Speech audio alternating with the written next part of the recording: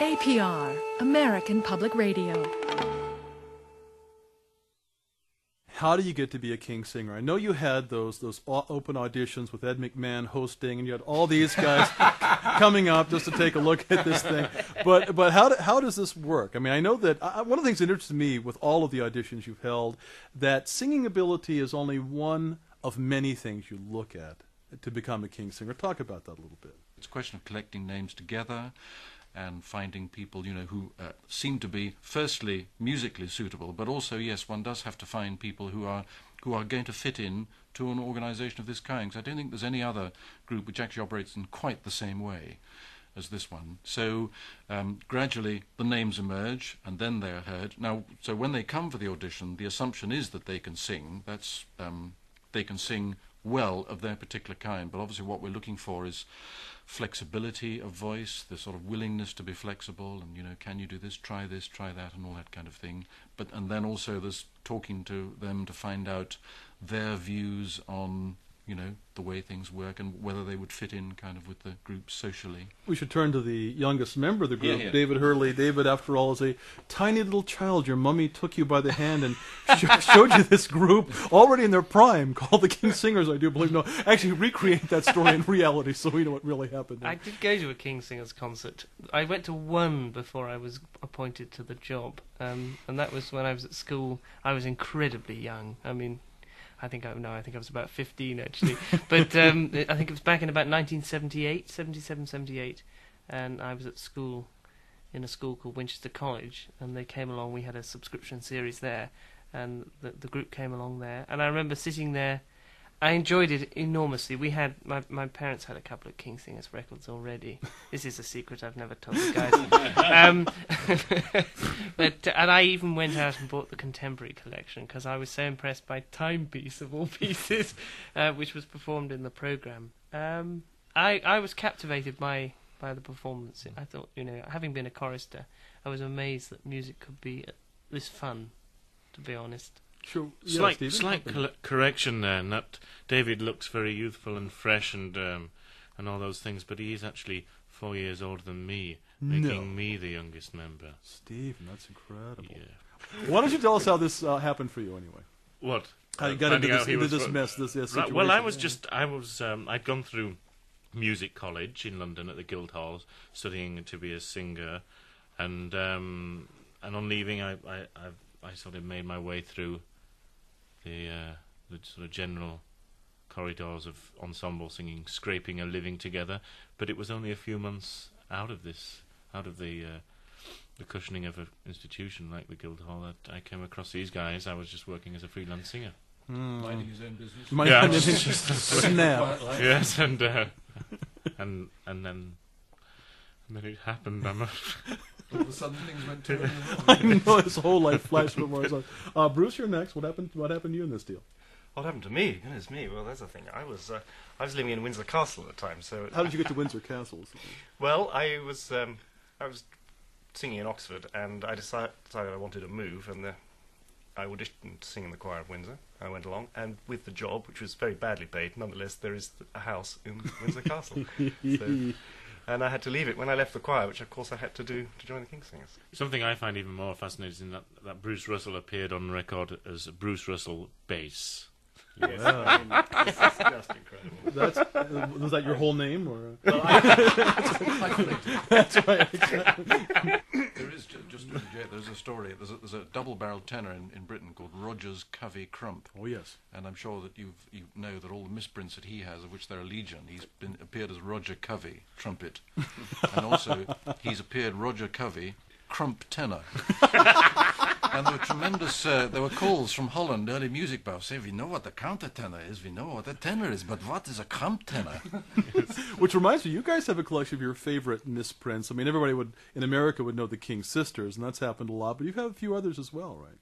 That is true, yes. The King Fishers, the King's Dingers. I like that. Actually, in England, we were called the Warwick Boy Singers at one point. That's hardly a typo. Which has absolutely nothing to do with us. These names have been used in earnest by many of your distinguished colleagues along the way, Robert. You, I have to say, have always got it right. Thank you very Except much. I'm always tempted to use my favorite, which is the King's Fingers. I like that. Yes. I like that one very much. Well, Bob, we saved you till last. You're stuck with it now because you're going to become the grand old man of the King's Singers. It's a bizarre feeling, isn't Well, it? this is true. Yeah, I joined the group in 1985. Actually, at the time, I was working as a commercial composer and arranger. I was mainly doing orchestral arranging for the radio, and I started. I got my first commission to write a King Singers arrangement on the Kids Stuff album, and that's how I came back into contact with Simon and Alistair, who I had known Way back when? way back when I was a chorister at King's Cambridge. So. We should explain, for people who don't understand, what this is really like, the English system. I mean, many people have seen the movie If, where you get 40 of the best. But I do believe that you start as a very young person learning how to sing. Tell us a little bit, somebody, about what this chorister business is and how long it takes and why. And my greatest memory is having to cycle on a machine that was far too small for me from a pitch to King's College Chapel because David Wilcox suddenly decided I really ought to sing in the choir and not just come to rehearsals. And my memories of sweating away down from the football pitch to the chapel when I was 10 years old. yeah. I started as a chorister at 8 years old, and I went to King's Cambridge at the age of 7, and I can remember going to do my parents taking me out to King's College Chapel, and I sang the hymn "I Vow to Thee, My Country" by to the tune of Jupiter from The Planets by Gustav Holst. And I remember the church organist of the choir where I was saying, don't be intimidated when you go in to sing in this chapel because it's the most fantastic building. It's one of the most beautiful buildings in the world. And I can remember going in there, age 7, not being the slightest bit impressed by the building. It didn't look like a football stadium or anything like that. And well, then normally the thing is, as a boy of 7 or 8, you will go away to boarding school and be a chorister in the choir and attend the school and sing services every day till you're about 13 or 14 or till your voice breaks, and then you go off to another school. Yeah. And I actually saw this from the other end in the sense that my son, who's now nearly 20, but when he was 7, he auditioned at Salisbury Cathedral. He sang, "My song is love unknown." Whenever I hear that tune, it brings a tear to the eye. But anyway, he went down there and sang that. And so he became a chorister aged 8 until he was 13. And he's actually quite a good musician, but he's rather reluctant. He prefers to do other things now. But, I mean, you've got a marvellous training there. You learn to sight read. That's the... By the time you're 10, you can... I mean, he's as good a sight reader even now, and he hasn't done it for ages than most of us, I would imagine. How did the idea of commissioning a young composer sort of by lot, as it were, I mean, getting a number of submissions, listening to them all or looking them all over, trying them out and picking one, how did this come about? We did once before, actually. We had a composer competition in Britain. So we'd done it once, but I think this idea might have even come from Steve Shaman, I'm not sure. Somebody from outside the group, our agent from New York, just somebody suggested that for this weekend it would be great to commission a piece from a young, or perhaps it was you, Robert. I can never remember where these ideas stem from. But it seemed like a nice centerpiece to our anniversary concert. And so the composer search was announced. We set some fairly strict guidelines. They had to be under a certain age. They had to do a celebratory piece. It couldn't be longer than a certain length and all that sort of thing. We put our name to it, and we were given an incredible amount of help by various people. I mean, Ken Fisher and Steve Shaman, and then the University Music Society and the Grunions, who sort of sponsored the composer search. So we owe a lot to them for helping us find The Psalm of Life by Christopher Stuckey. And we begin part 2 of the 25th anniversary Jubilee of the King Singers with the world premiere of the winning selection, co-sponsored by the University Musical Society of the University of Michigan, the King Singers themselves, and a grant from the Grunions, Christopher Stuckey's Psalm of Life.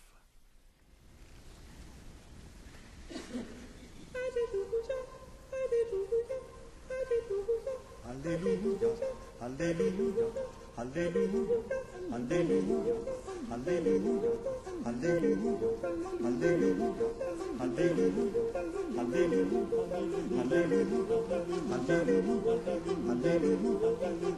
me not in mournful numbers, life is but an empty dream. For the soul is dead that slumbers, and things are not what they seem.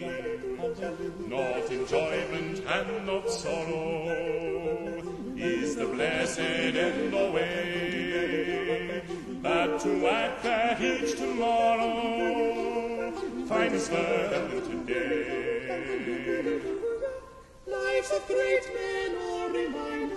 We can make our lives sublime, and departing leave behind us footprints on the sands of time. Footprints that perhaps another, sailing on life's solemn main, the forlorn and shipwrecked brother, seeing might take heart again. Life is real, life is life,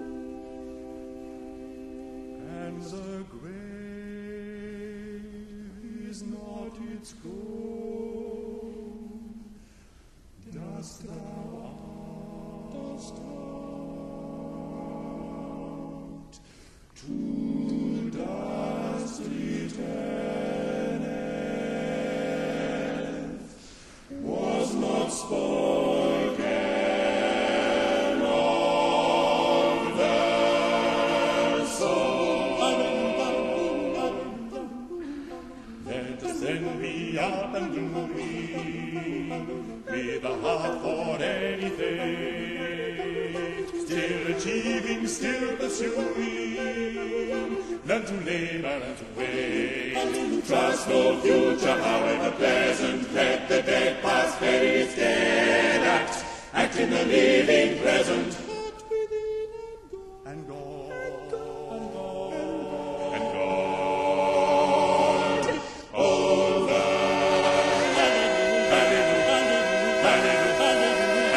Hallelujah.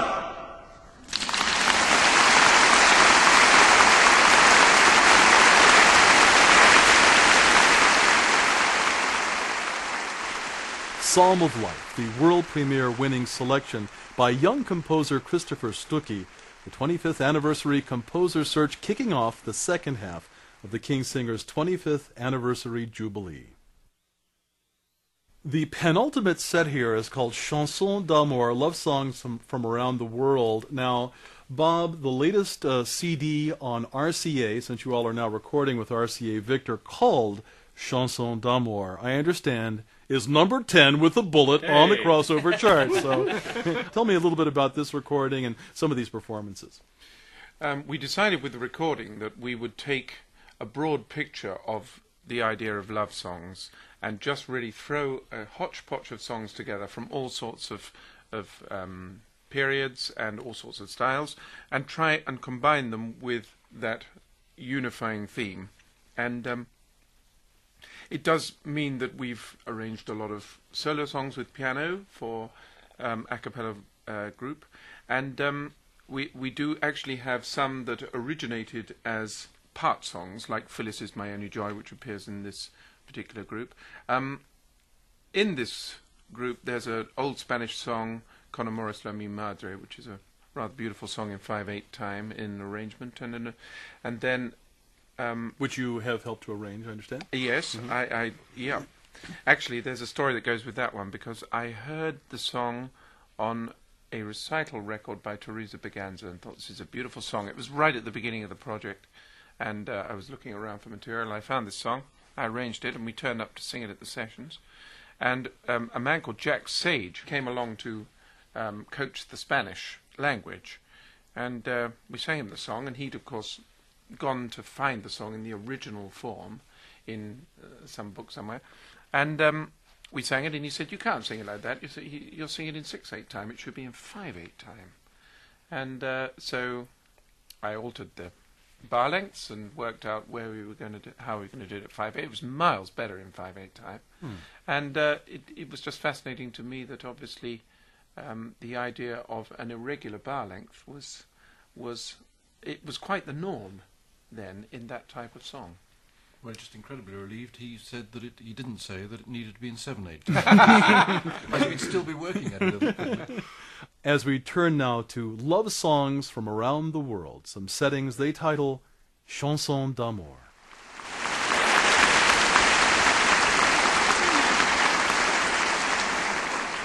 We're now going to sing 4 love songs from various countries. The first is from Spain, Con Amores la mi madre, and is an arrangement of a 16th century song by Juan de Anchieta. The text says, "With love in my heart, dear mother, I went to sleep. But in sleeping, I realized love consoled me more than I deserved."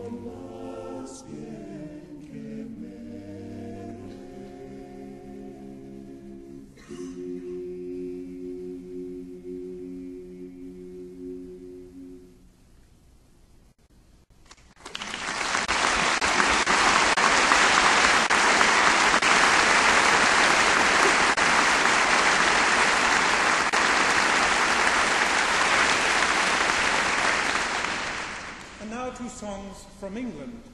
The first is a setting of a poem by Shelley entitled Love's Philosophy by the early 20th century English composer Roger Quilter. The poem has a nice twist to it. It says that all things in nature are drawn together. But the poet says, if this is the case, why is my loved one defying the laws of nature by refusing to kiss me? And then we will follow this with Phyllis is My Only Joy, a Victorian part song.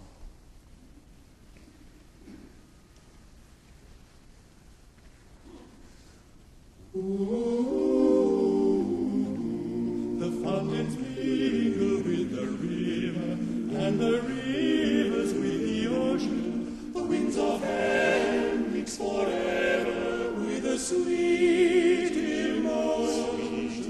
Nothing in the world is sin, nothing is sin. All things by law divine, one another's being made known. Why not I with thine? Not I with thine. Ooh. winds kiss thy hand, and the waves toss one another. No sister flower would be forgiven if it disdained its brother. And sunlight clasps sunlight, and the moonbeams kiss the sea. What are all these kisses worth, if thou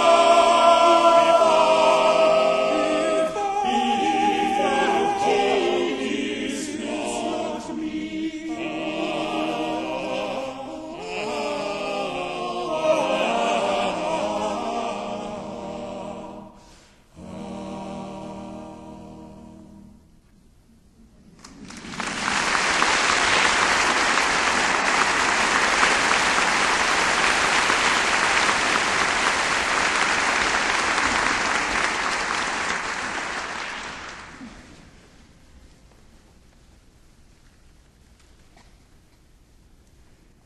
This is my only joy, faithless as the winds and seas.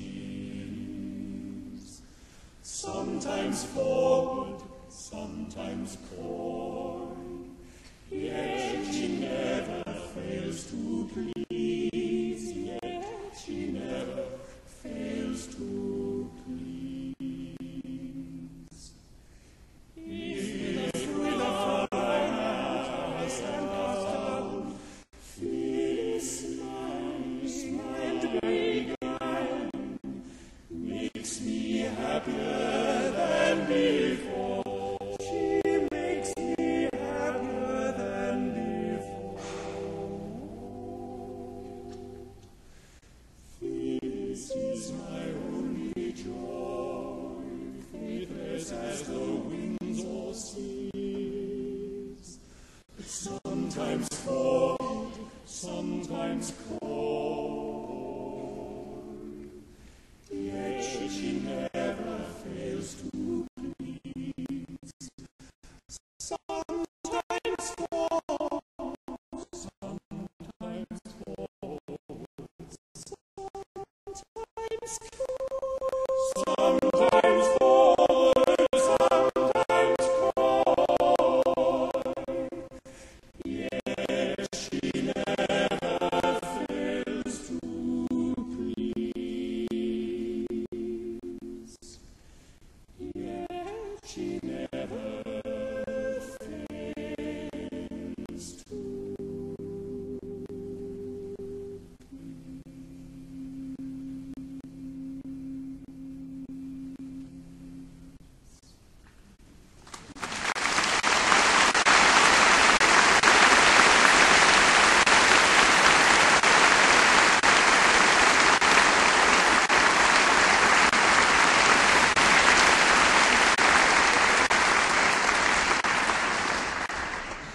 And for our last piece in this group, we turn to the repertoire of a group from which we took a great deal of influence, and they are called the Comedian Harmonists, a German group who were operating mainly all over the world in the 20s and the 30s. They, unfortunately, due to the rise of Nazism in Germany, they were forced out of their country, and the group did attempt to reform in the United States some years later into the 40s, but never really gained its original attraction that it had when it was touring in the 30s. The song is called Gitarren spielt auf, but we're going to sing it in Italian. It was customary for the Comedian Harmonists to sing in many languages. This song exists probably in more languages than German and Italian. It's a song in tango rhythm, and the text basically says, guitars, play up. Everything's coming up roses for me tonight.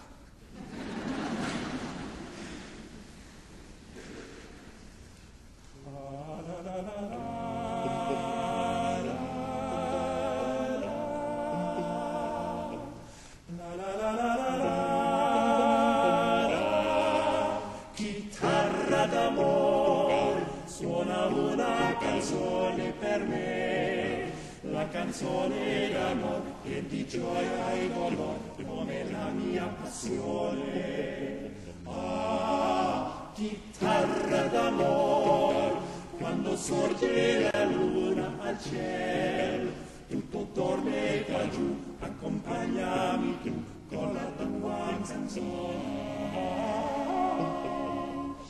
Per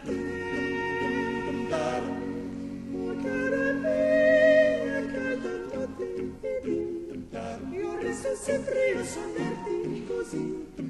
Tu sei un angelo che del paradiso fuggi. Chitarra d'amor, suona una canzone per me, una canzone d'amor, piena di gioia e dolore, come la mia passione. Pom, pom, pom, pom. Vieni, io t'aspetto nella notte d'aprile.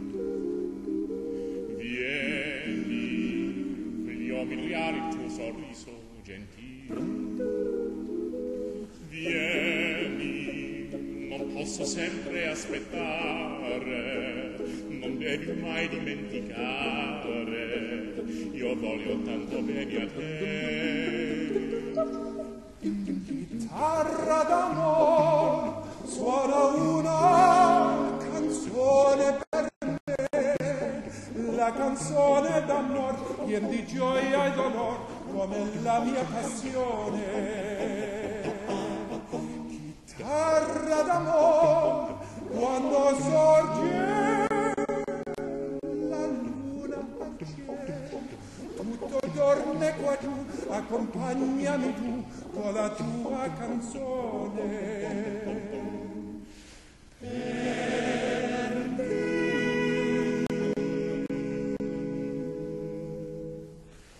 Oh cara mia, canto notte e di io resto sempre a sognarti così. Tu sei un angelo che del paradiso fuggi. Chitarra d'amor, suona una canzone per me, una canzone d'amor, piena di gioia e dolore, come la mia passione.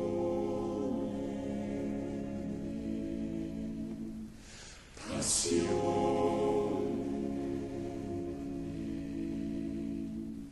Pom, pom, pom, pom, pom, pom, cha, cha, cha.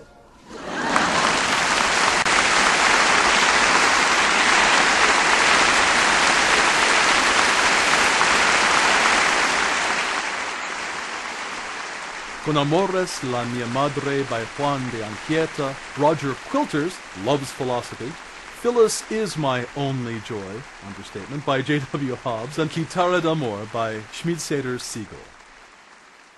Normally we choose the close harmony group in rotation, and we simply decide which piece we want to do simply out of the top of our head.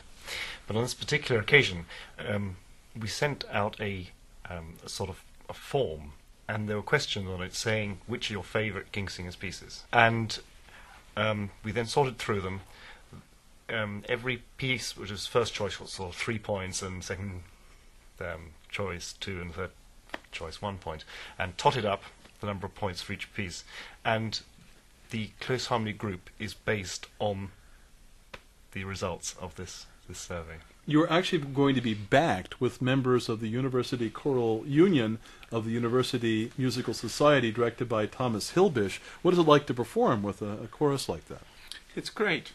We enjoy it very much. There are a few pieces that we can do with choir, mainly ones that we've recorded that have a double-tracked an overdubbed other choir, which we've done on the recording, and which we've been able to do live with the choir. I always enjoy doing it with the choirs. It's real fun. We've combined with the Vancouver Chamber Choir, yeah, with the Choir of the Sound in Seattle, with the Baltimore Choral Arts, quite a lot of groups. We also have a longer piece by William Matthias, written for us and choir, so it's a nice combination, and it actually makes a change from having to support ourselves sometimes on our own. and is the grand conclusion of the King Singers 25th Anniversary Jubilee. Arrangements in close harmony with selections for the lighter side of the repertoire, featuring members of the University Choral Union of the University Musical Society, directed by Thomas Hilbish.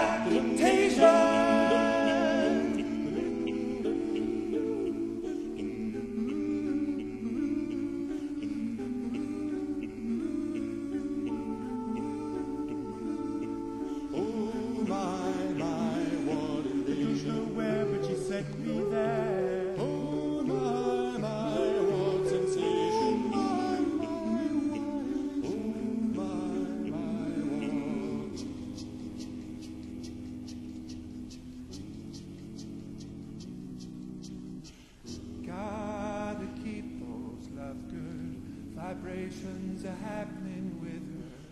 Gotta keep those love good. Vibrations are happening with her. Gotta keep those love good. Vibrations. Good vibrations, good vibrations, good vibrations, good vibrations, good vibrations.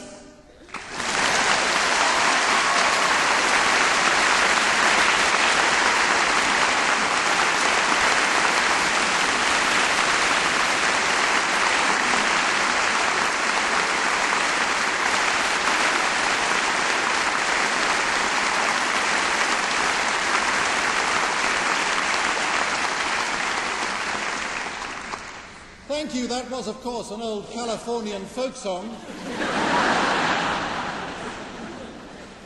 Made popular back in the 60s by that load of old Californian folk singers, the Beach Boys. And it begins our final group of tonight's concert. This group, in fact, has been selected for us by people writing in and telling us what they would like to hear. Well, it perhaps comes as no surprise that the second piece in this final group was chosen. But on the record, a lot of people perhaps will know that it comes with a double choir effect. We overdubbed a second lot of voices. And it's great for us in a place like this to be able to do it as it is on the record by enlisting the aid of some locals. And we are extremely grateful and fortunate to have some members of the Choral Union of the University Musical Society who will help us with this under the direction of their conductor, Thomas Hilbish.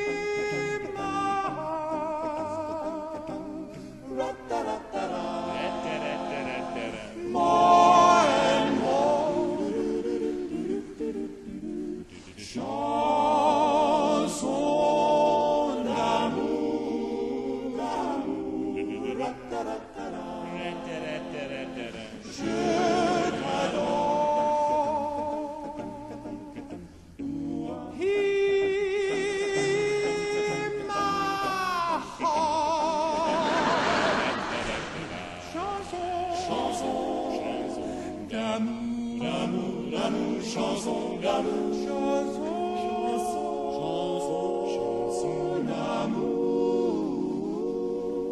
Ra-ta-ra-ta-ra, play encore, play encore.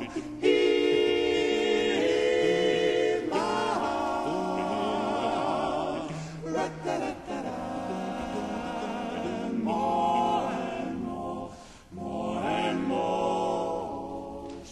Chanson, chanson, chanson, chanson d'amour, chanson, chanson, chanson, chanson. Chanson, chanson, chanson, chanson, chanson, chanson, chanson d'amour. Each time I hear, ra-ta-ra-ta-ra. Chanson, chanson, chanson d'amour.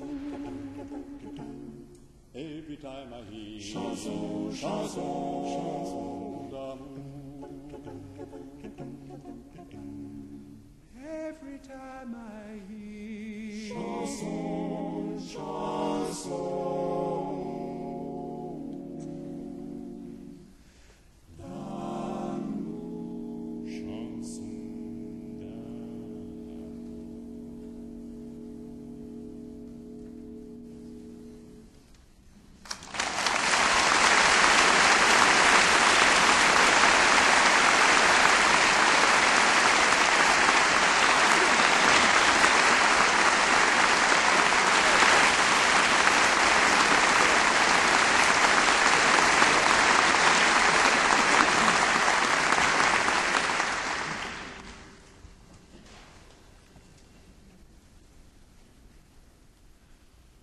Walk down that lonesome road all by yourself. Don't turn your head back over your shoulder, and only stop to rest yourself when the silver moon is shining high above the trees. If I had stopped to listen once or twice, if I had closed my mouth and opened my eyes, if I had cooled my head and warmed my heart, I'd not be on this road tonight. Carry on, never sorry for yourself. It doesn't save you from your troubled mind.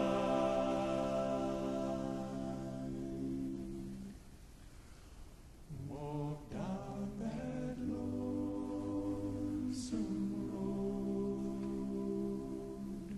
all by yourself. Don't turn your head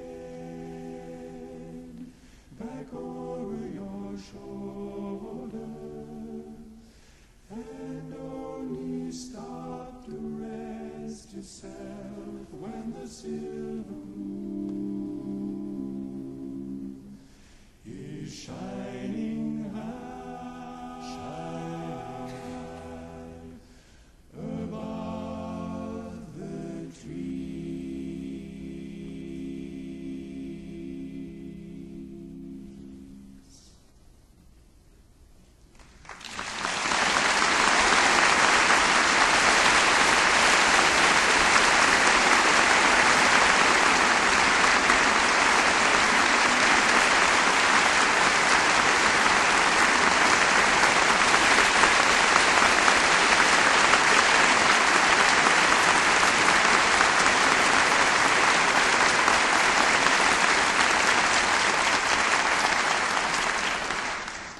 a beautiful song by James Taylor, arranged there by Simon Carrington, That Lonesome Road.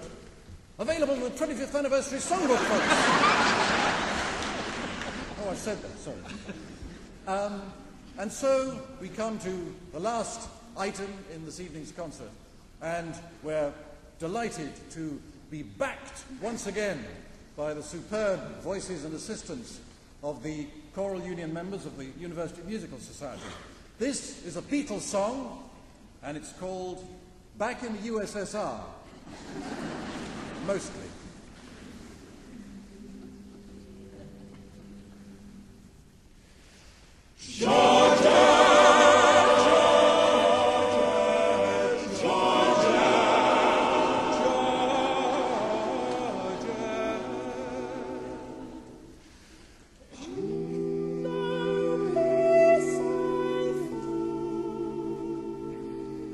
Just an old sweet song keeps Georgia on my mind.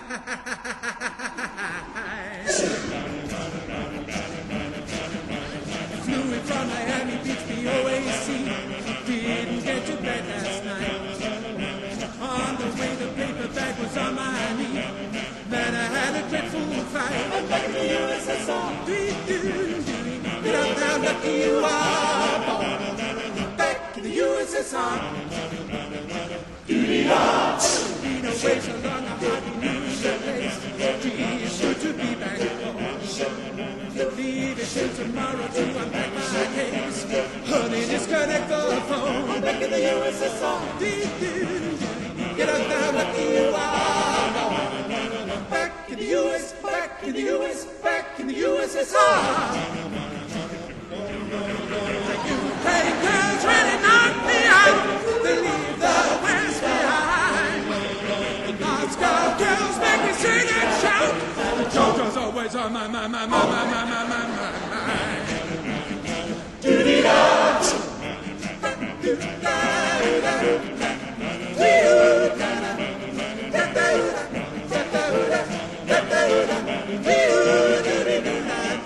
Back in the USSR. Get up now, lucky you are. Back in the USSR.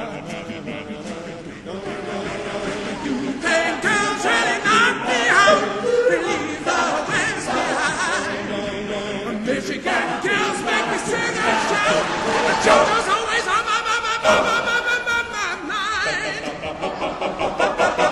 Show me round your smoky mountains way down south.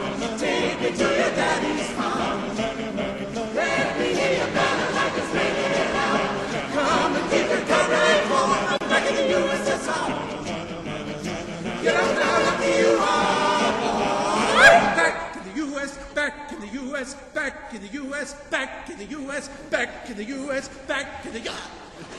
Back in the USSR.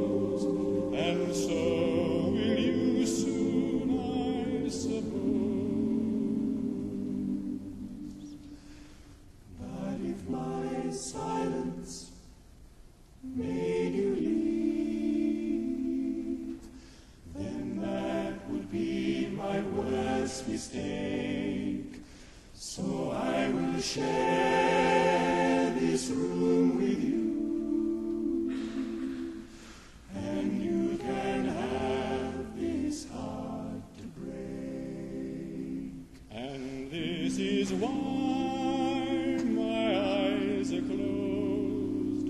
It's just as well for all I'd see. And so it goes, and so it goes, and you're the only one who knows. So I would choose to be with you. That's if the choice were mine to make. But you can make decisions too.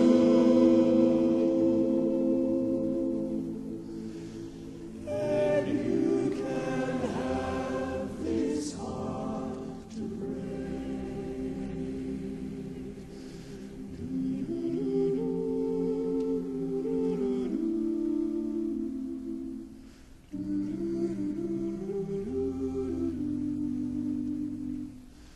And so it goes, and so it goes, and you're the only one who knows.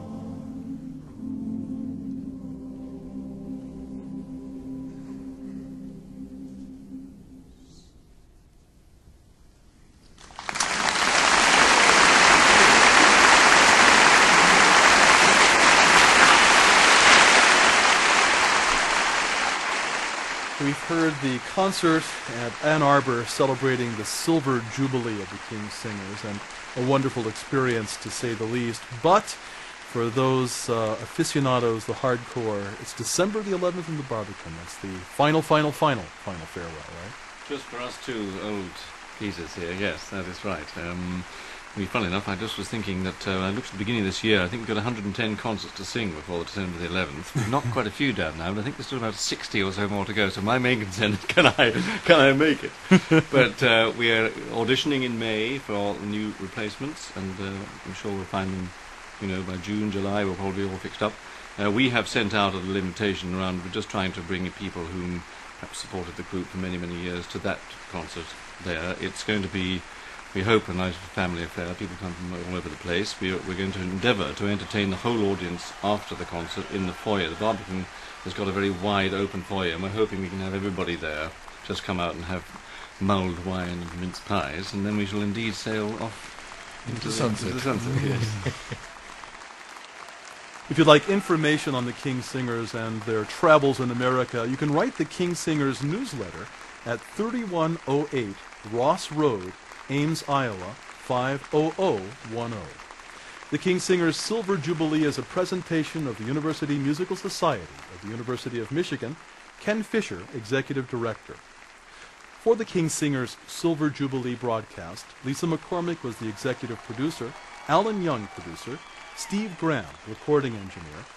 This program was a national production of WUOM in Ann Arbor, the radio station of the University of Michigan. I'm Robert Aubrey Davis.